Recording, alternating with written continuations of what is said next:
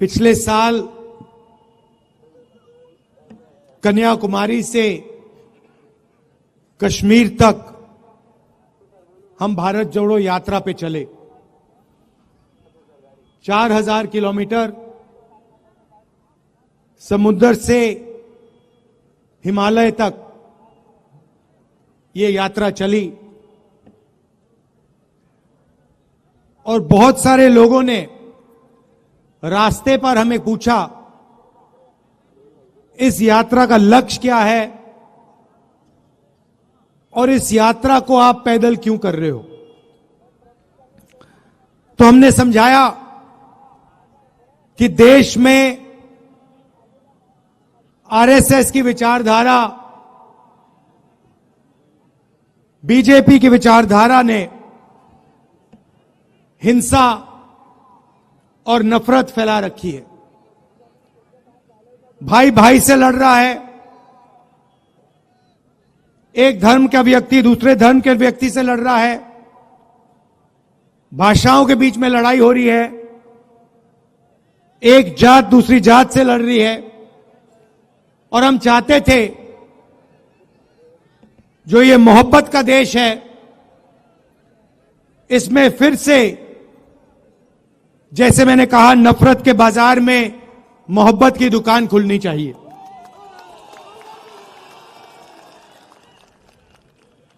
यात्रा में हम लाखों लोगों से मिले। सेल्फी का जमाना है तो हजारों लोगों के साथ सेल्फी हुई। 7 घंटे हम चलते थे, किसानों से, मजदूरों से, स्टूडेंट से, माताओं बहनों से बातचीत होती थी। उनके दिल में जो दर्द था, जो कठिनाइयां थी, वो हमें बताते थे। और शाम को 15 मिनट 20 मिनट के लिए हम अपनी बात रखते थे। और हिंदुस्तान की राजनीति पर यात्रा का बहुत बड़ा असर पड़ा। एक विचारधारा जो बीजेपी देश के सामने रोज रखती है, नफरत, हिंसा, उसके खिलाफ एक और नया विजन, एक नई विचारधारा खड़ी हुई, मोहब्बत की। आप जानते हो, नफरत को नफरत नहीं काट सकती। जितनी भी कोशिश कर लो, नफरत को नफरत नहीं काट सकता है। नफरत को सिर्फ मोहब्बत और प्यार काट सकते हैं। तो जिस तरफ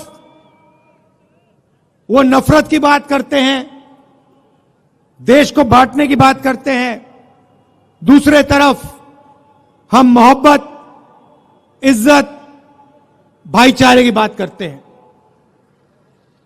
जब हमने यात्रा खत्म की तो काफी लोग हमारे पास आए, कहते हैं, राहुल जी, आपने कन्याकुमारी से कश्मीर तक यात्रा कर दी, मगर देश का जो राजनीतिक सेंटर है, सोशल जस्टिस का जो सेंटर है, जहां से सामाजिक न्याय की लड़ाई शुरू होती है, वहां से तो आपकी यात्रा गई नहीं। बिहार से आपकी यात्रा गई नहीं, असम से आपकी यात्रा गई नहीं।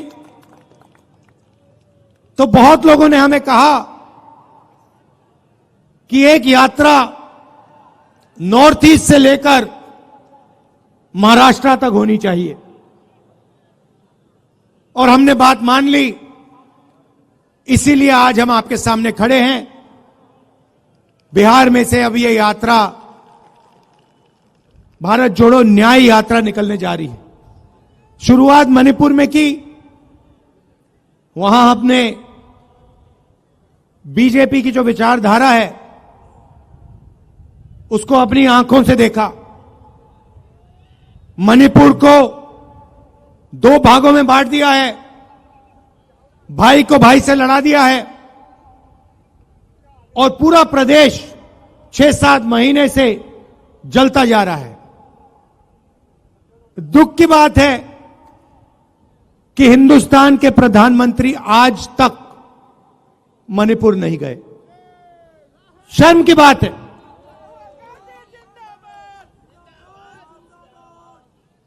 आज तक हिंदुस्तान के प्रधानमंत्री मणिपुर नहीं गए। मणिपुर जल रहा है, लोग मारे जा रहे हैं, घर जलाए जा रहे हैं, मगर आज प्रधानमंत्री वहां आज तक नहीं पहुंचे। तो ये देश की हालत है।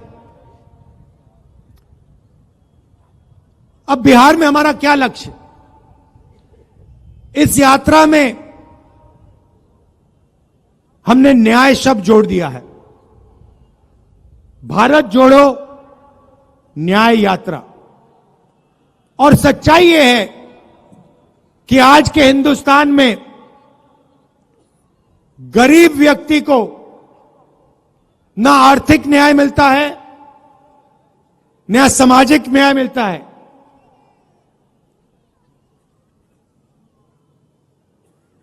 तो इसलिए हमने न्याय की बात जोड़ी है।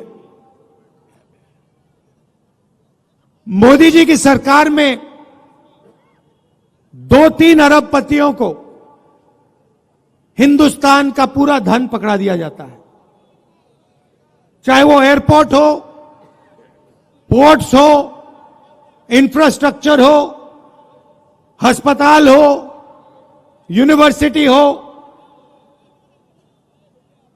सारा का सारा 2-3 बड़े उद्योगपतियों को पकड़ा जाता है।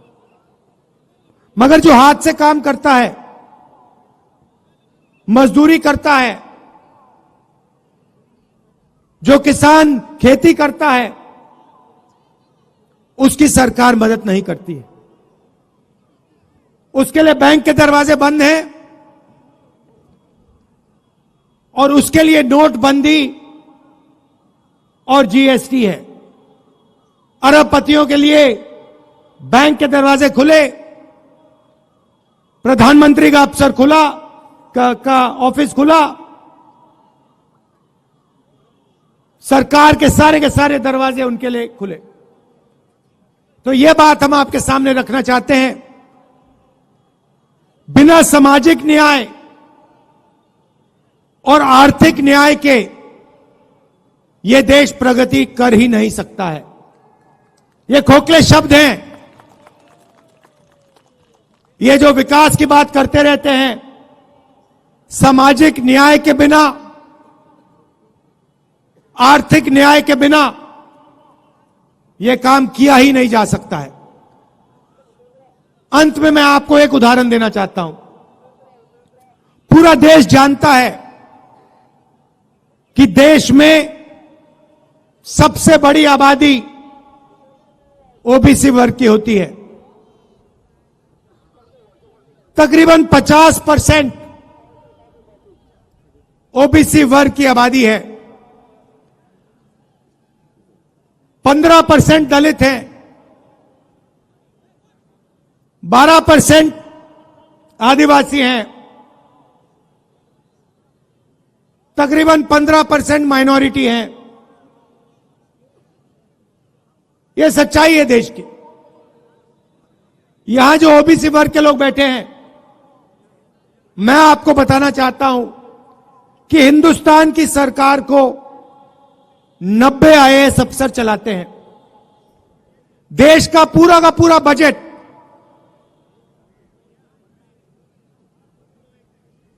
हर रुपया ये लोग निर्णय लेते हैं। डिफेंस में कितना पैसा जाएगा, स्वास्थ्य में कितना जाएगा, किसानों को कितना मिलेगा, ये 90 अफसर ये सारे के सारे निर्णय लेते हैं। इनके बिना बजट का 1 रुपया नहीं बांटा जा सकता। और मैं बिहार के ओबीसी से कहना चाहता हूं, पिछड़े वर्ग के लोगों से कहना चाहता हूं इन 90 अफसरों में से ओबीसी वर्ग के सिर्फ 3 हैं।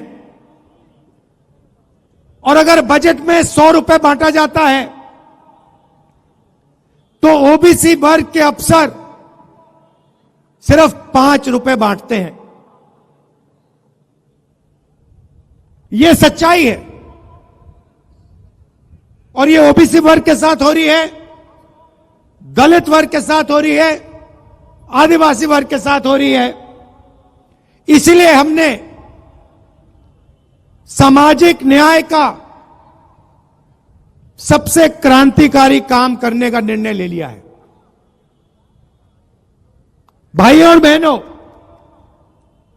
इस देश को पता लग जाना चाहिए कि इस देश में ओबीसी कितने हैं, दलित कितने हैं, आदिवासी कितने हैं, जनरल कितने हैं।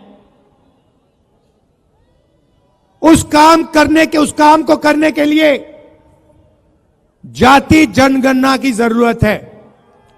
जाति जनगणना एक क्रांतिकारी कदम है।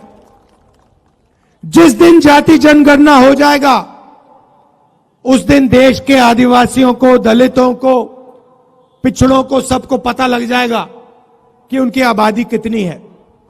और फिर उससे पता लग जाएगा कि उनका हक कितना बनता है। जब तक सामाजिक न्याय के सवाल को हेड ऑन नहीं लिया जाएगा तब तक यह देश आगे नहीं बढ़ सकता है। तो यात्रा में 2-3 तरीके के न्याय की हम बात कर रहे हैं।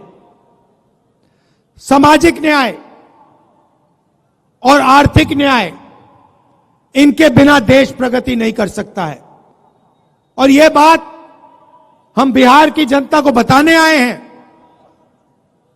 और आपके दिल में इसके बारे में जो विचार हैं, जो सोच है, उसको भी हम यहां समझने आए हैं। आपने इतने प्यार से मेरा स्वागत किया, हजारों लोग आए, आपने अपनी पूरी शक्ति, अपना प्यार इस यात्रा में डाला, हमारी मदद की। इसके लिए मैं पूरे बिहार को दिल से धन्यवाद करता हूं। आप एक बात मत भूलिए, जब भी देश में सामाजिक न्याय की बात हुई है, बिहार ने लीड ली है, आपने लीड ली है। और यह आपकी जिम्मेदारी है, क्योंकि देश आपकी ओर देखता है। जब सामाजिक न्याय की बात होती है, पूरा देश बिहार की ओर देखता है। तो यह आपकी जिम्मेदारी है और यह आपको पूरी करनी पड़ेगी। मैं बिहार के हर नागरिक से कह रहा हूं, देश में प्रगति होनी है तो आर्थिक और सामाजिक न्याय की जरूरत है। और सामाजिक न्याय को आपसे बेहतर कोई नहीं समझता है देश में। यह मैं आपको याद दिलाना चाहता हूं। आप सबका दिल से बहुत बहुत धन्यवाद। नमस्कार, जय हिंद। न्याय का हक मिलने तक